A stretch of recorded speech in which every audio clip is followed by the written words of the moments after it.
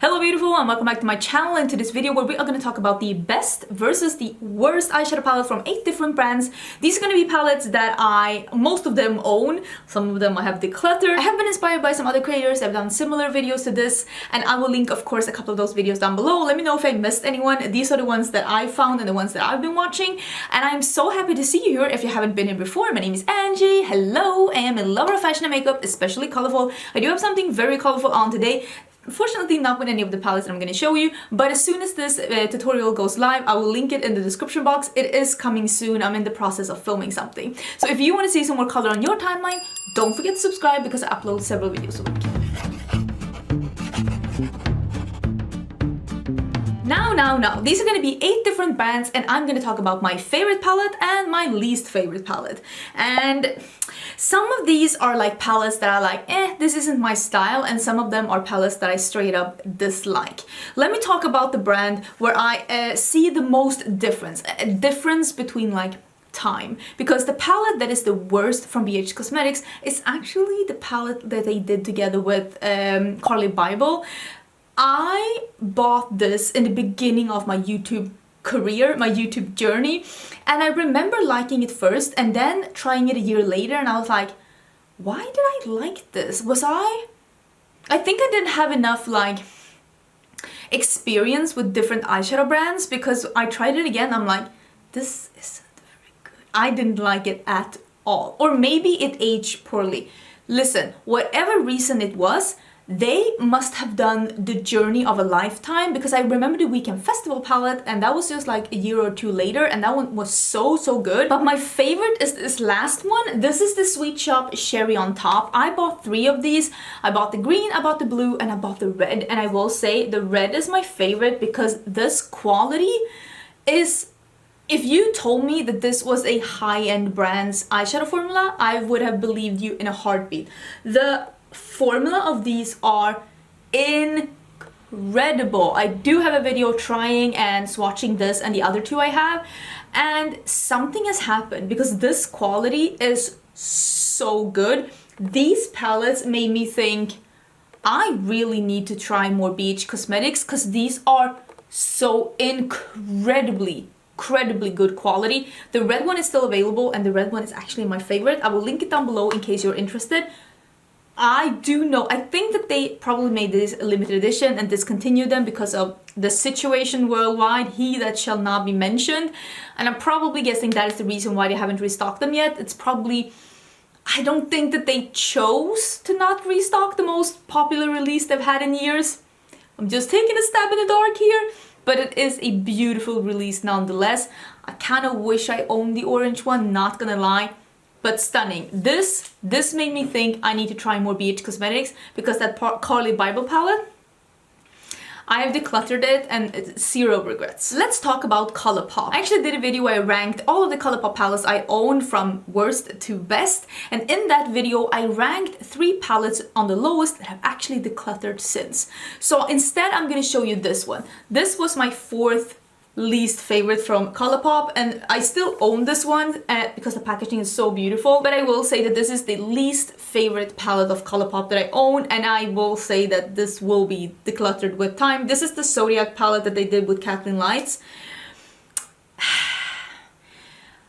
I love the idea of doing like a color for each Zodiac, but these colors don't, even me with this eyeshadow look, I don't think that these colors jive together. I don't think that the ones that were mattes and the ones that were shimmers naturally made sense. I also don't think that this is the same Colourpop quality that they usually have. I actually think the quality of these shadows are not as good as they usually are because I like Colourpop.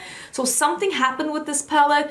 This is my least favorite Colourpop palette that I have right now, and if you want to see the 3 least favorite palettes from Colourpop that I decluttered, I will encourage you to watch that video. And in the top, in that palette, my favorite palette from Colourpop is the Good Sport palette. This is a beautiful palette. This was the this was the fall palette 2 years ago. Unfortunately, this is discontinued. Let's hope that they're coming up with something as great for fall. I will say one palette that wasn't included in the Colourpop ranking because I didn't own it, that I actually think is my 2nd favorite. Yes, listen, big reveal. This is my second favorite palette from Colourpop, and this palette is still available.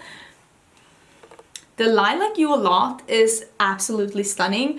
This is such a nice, bright purple palette. These mattes are stunning. You can get such a great purple look, and these like shimmers, they have so much dimension. Some of them are duochrome. This is truly a great purple palette. If you are on the hunt for a purple palette, you don't want to spend a lot of money, you just want to have a little capsule palette to add to your collection and have a pop of purple, this one right here, Lilac You A Lot, is a stunning palette. I love it.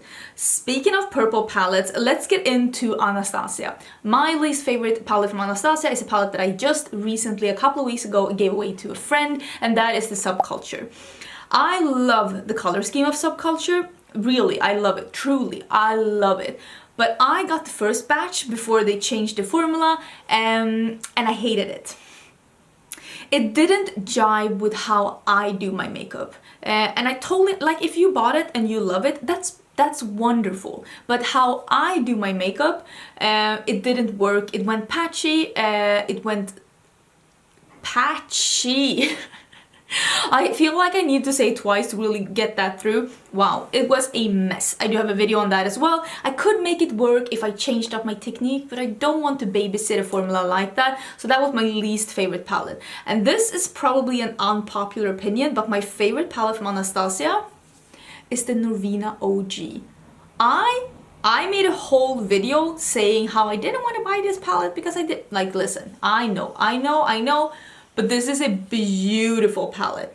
This is such a great palette, but I still stand by my critique that I personally don't want an orange here. I think that this should have been a matte purple so that you had the option to either go brown or more like reddy warm, or to go purple, because I feel like for being a purple packaging, it's very little purple going on the inside, but that doesn't take away from that this is a stunning palette. Stunning palette. And this is my favorite palette from Anastasia. I have had no problems at all working with this. I think it works beautifully on the eyes. The shimmers are wonderful. I really do like this palette. I think it's absolutely stunning. I just wish that this eccentric, I have never used it. I've only swatched it, and I honestly did not need that in this palette. Okay, let's talk about Nabla. No one's gonna be surprised when I say that Poison Garden is my least favorite palette from Nabla. There's something about this palette. The shimmers are wonderful. The shimmers are beautiful, normal, beautiful Nabla quality. The mattes, it's like they oxidize on the eyes. If you watch my first impression where I use a Majorelle on my eyes, you could see it darken up and gray up on my eyes without me touching it, like over the course of the video. There's something about this, is probably the worst blue I've ever used. And the berries, they were so dry and tuggy and weird and patchy. I did not like this palette personally. Again, I know people love this palette, and if you love it, that's wonderful. I did not like this palette. This was not the Nabla quality that I'm used to. The palettes before this one, wonderful quality. The palettes after this one, wonderful quality. The singles, beautiful. This one, there was something about this one. I don't really know why. I don't understand why. Usually love Nabla, but this one, I did not like it. So this is my least favorite. I'm keeping it for some weird reason. Listen, I don't know. My favorite is this new one. My favorite is the Nabla Wild Berry, because this, like, I love berries, and that's why I wanted to love this Poison Garden so much. But this gave me what the Poison Garden could not. So this is the Wild Berry. This one has 3 matte shades. One of their latex shades that is like, it works like a matte, but you have to use a more dense brush, and it's very blendable, and you can even apply it with your finger. It's a very, I know not everyone loves the latex shades, but I do. They do not have latex in them, but they have a bit of a sheen to them. They're a bit smooth. You can even apply them with your finger. I like them. Then it's Alchemy. It is a purple teal duochrome topper, and then we have Bucolic Baby, which is a very shimmery pink, more opaque color than Alchemy. Love this palette. If you want to try Nabla and you like berry creases, I would say get this one first. It's absolutely stunning. If you're more into neutrals, I would recommend the platinum one. It's also a very, very stunning palette. But this one is my favorite if you're more into colors like me. Now we have Melt. Melt made it very easy for me because the worst palette that I have tried from Melt is by far the 420. This was a hot, burning pile of garbage. I am, again, oh my god, you have no idea how many comments I've gotten on my channel that I must not know how to do makeup because I don't like this palette. Listen, if you love this palette, that's wonderful. That means that you bought something that you love. That's great news. That's awesome. Maybe we don't use makeup the same way. I've gotten some people telling me that I should do more subtle looks with this because it works better when you don't do, like when you don't apply a lot of shadow. That's not really the look I'm going for. I don't want the wash of color. I want full-on pigmentation, and I honestly thought that this was gonna be my neutral palette with some pops of greens, with this very bright yellow and these murky I really thought that this was gonna be my neutral palette, but boy was I mistaken. This is so hard to work with. I can make it work, but I have to babysit this formula in a way that's just... It took me 3 times as long to make a look with this, and I still wasn't really pleased with it. There is something about this formula that just, ooh, and it's nothing like the other formulas from Melt. I have not still, when filming this, I still haven't tried either the Smoke Show or the Millennial Pinks. I got them, I made the haul with them, was just a couple of days ago, and I still haven't tried them, but I'm getting to it. I promise I'm getting to it. But yeah, this formula, I hope Melt never goes back to this formula. It is not buildable, it is not blendable, it is so powdery, and I detest it. If you love it, that's perfect. More shadow to you. I didn't like it. But my favorite is the Muerte palette. And I know I probably shouldn't even be showing this because this isn't available. You cannot get a hold of this. But I have to be honest, this is the best palette. Not only do I think the quality is great, this is also not the most blendable eyeshadows, but it's so dark and yummy. But this is the color scheme that is inspiring. Teals and mints with a gray and some dark midnight blues, and then these really dark reds, a bright corally red, and just this normal vanilla shimmer. And even this one fits in this color scheme. This is innovative, the packaging alone, but this is innovative, good quality, beautiful palette that's inspiring.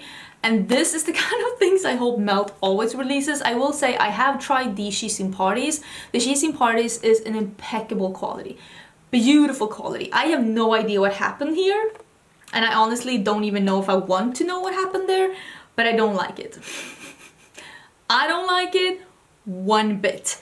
Let's talk about Makeup Revolution. I am gonna bunch all of the Makeup Revolution brands into one because I don't care that you have 16 different underbrands. To me, it's all Makeup Revolution. The worst thing I've tried for Makeup Revolution is actually this XX Revolution quad in Experiment. The mattes were okay. This shadow is actually kind of depressing. I don't know why this was even included in this palette. This could have been whatever. This shadow is beautiful when you swatch it, but it is impossible to wear. It creases within like an hour or two. It creases with primer, it creases with glitter glue, it creases even if you buff out the creases, it will crease again. It's unwearable. It's unwearable unless you have absolutely no crease whatsoever. I honestly do not know who this is for. If you have a crease, this is... The mattes were fine, but still, they're not so good that it... Trash. Didn't like it. The best one that I have and the best one that I've tried is this Avocado Mini, and I still don't think that this is the best. It isn't the best. I really do like this though, but it's not my favorite. I do have other green shadows, and this is probably why I wanted to include. I will say though, ooh, the Sofda's Nails one, I had the first collab. That one was nice. I've heard that their collabs is better than their normal palettes. I mean, that's nice at least. They're giving the people they collab with, the better quality. This one is nice.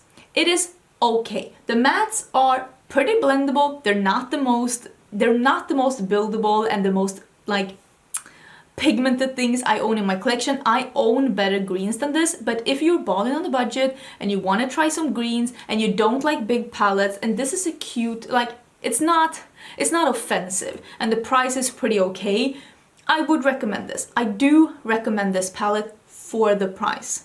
Had this been more expensive, I don't, like, it's a nice palette, but I have better greens. But I don't have better greens for this price. I do prefer though. I prefer the 9-pan green palette from Colourpop. I'm just throwing it out there. I do. I'm sorry. I do. Okay, worst and best palettes from Juvia's Place. I like the Juvia's Place quality, but for me, this is the worst palette because this makes no sense for me in my collection. I'm only saving this because I own almost all Juvia's Place palettes. This is the Mini Nudes. This is so light, and as you can see, I like dramatic makeup, and this just doesn't make sense for me. I understand that this is made for someone who likes a light everyday color, who wants something effortless, because this is going to be so easy to work with because it's so light. The shimmers are beautiful, but I never reach for a neutral shimmer almost ever. So for me, this palette makes no sense. I'm not into light looks, but if you are, maybe this could be for you. But I'm not. I have heard people saying they really like it though, but for me, this is my least Juvia's Place favorite. My favorite is this one. I almost feel bad for including this because this has been discontinued. It is no longer available. I couldn't find it online either. So I feel bad for including this one as my favorite because it's no longer available. I think my second favorite is the Mini Berries one. I really like the Mini Berries one. So maybe that would be my favorite instead of this one, but I will say the Tribe is my favorite Juvia's Place palette. It's same here. I have a video ranking all of my Juvia's Place palettes. I should probably redo that though because none of the mini palettes is included in that one, and there's been a lot of new palettes since then. But this is a stunning palette. I don't know why they've discontinued it. It is absolutely beautiful. The quality is beautiful. There is so much variation in this palette, even though it's mainly some grungy neutrals, oranges, and greens. There's still a lot of looks to be had because there is a matte and shimmer of each of those, so you can make different monochromatic looks or mix and match, and I love that. Beautiful palette, definitely my favorites. It's a shame that it's discontinued. I don't know why. Okay, I'm saving Natasha Denona to the end. The bougie bitch in me is coming out. I love Natasha Denona, which is so funny because I was going on and on about Natasha Denona and I never want to spend that. Listen, I know I'm a clown. I'm the clown here. I was like, I never want to spend that money on eyeshadow. Like, I get it. Do love the quality though. Do I feel like it's worth over $100? I don't know about that because I mean, you can look at this. You can get extremely good quality at a lower price range. But I mean, you do at some point, you do get something extra when you buy a luxury product. But is it worth that much money? I don't know. And if you don't have a lot of extra money, it is never worth that money, okay? Just take it from me, it is never worth that money if you don't feel like you have that money to spare. My favorite palette is the Metropolis palette, which is so funny because I didn't want to buy this palette. I bought this because Amy and Karen, when we were shopping in New York, they were like, you need this palette. It's a half neutral, half colorful palette. It's stunning. The quality is stunning. It is a beautiful palette. Wonderful. Wonderful. This, I truly hope that this like winter or this holiday she will come out with something even remotely as amazing as this one. I love this palette to death. It's one of my favorite palettes in my collection. So happy I own it, and I did buy it when we were at a meet and greet. So you see this scribble here, that is actually Natasha Denona's autograph, because I got it autographed because I met her when I bought this. Don't regret a thing. Best $100+ I've ever spent. No, is it? Well, it's up there. This is a beautiful palette, one of my favorites in my collection. Highly recommend it. one of the best holiday releases ever, to be honest. Oh my god, my battery died. I don't really know where. Hopefully in not a weird place. If so, I am sorry. When it comes to the worst palette of Natasha Denona, this isn't necessarily because it is bad quality. This is more like the quality is so much better since this palette, and also her creativity is so much better since this palette, and that is the Lila palette. There is nothing really wrong with the quality of this palette. The shades are stunning, but there is only 4 mattes in this palette, and even though these shades are beautiful, I feel like she's doing so much better with both the quality, like I said, good quality, excellent quality, but also like the creativity. There's something about this palette, I look at it, I'm like, it's pretty, but it's missing something.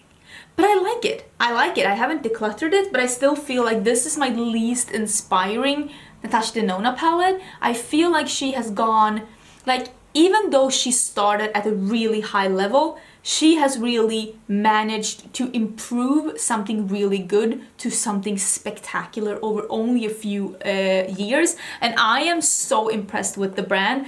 So even though this is my worst palette from the brand, it's still not a bad palette. It's just not as inspiring as some of the other things she has released.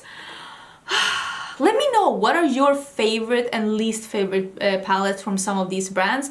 Or maybe you have another brand that I didn't talk about. There are a couple of brands that I think that probably other people talked about, but I didn't because I haven't tried enough palettes from them. Like Urban Decay, or what else brands are they? Like some of these drugstore brands that I haven't tried enough from, like Milani and stuff like that. But let me know your thoughts down below. Don't forget to subscribe, and I will see you in my next video. Bye!